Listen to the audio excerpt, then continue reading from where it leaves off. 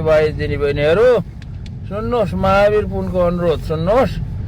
अब रामकुमारी झाँक्री सानो बहिनीले चाहिँ अब उनले चाहिँ मेरो बारेमा केही भनेकी थिइन्। अब उनलाई धेरै गाली नगर्नु, बिचरालाई चाहिँ फेरि चाहिँ अब तनाव होला। उनलाई चाहिँ माफ गर्नु, केही नभन्नु उनलाई। उनी जानिनन् त, अब भनिन्। अब बोल्नुपर्ने कुरा के हो कसो हो भन्ने कुरा नजानेपछि बोलिन्, जानिनन्। त्यसैले उनलाई चाहिँ कसैले गाली नगर्नु होला बिचरालाई।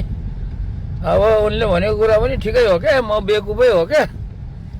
बेकुफ नभएको भए कहाँ यसरी चाहिँ नेपालमा चाहिँ आएर डुल्थे त नि।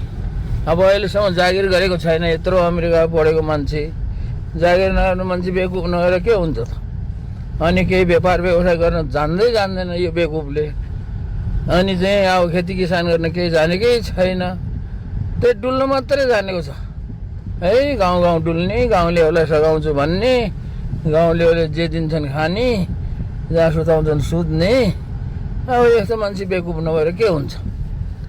अनि अर्को कुरो, त्यत्रो सरकारले गर्नुपर्ने काम, राष्ट्रिय आविष्कार केन्द्र जस्तो अनुसन्धान केन्द्र, नवप्रवर्धन केन्द्र खोल्छु भनेर उफ्रिने त्यो बेकुफ, उहाँको बेकुफ हो त्यो चाहिँ मान्छे। अनि त्यत्रो कवाडी भएको 30 वर्षको सम्म नचलेको कवाडी कारखाना, त्यो वीरगन्जको कृषि औजार कारखानालाई किताब बेचेर चलाउँछ भन्ने मुर्दारका बेकुफ हो त त्यो त। त्यो जस्तो बेकुफ मान्छेलाई बेकुफ भनिन्, एकदम ठिक भनिन् है। ल, हाम्रो झाँक्री बहिनीलाई कसैले केही नगर्नु है।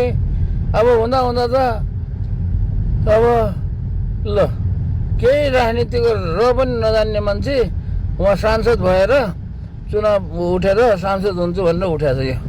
यस्तो बेकुफ मान्छे पनि के अरे, यस्तो मान्छेलाई बेकुफ नभनेर के भन्ने त? एकदम ठिक भनेकी छिन् है।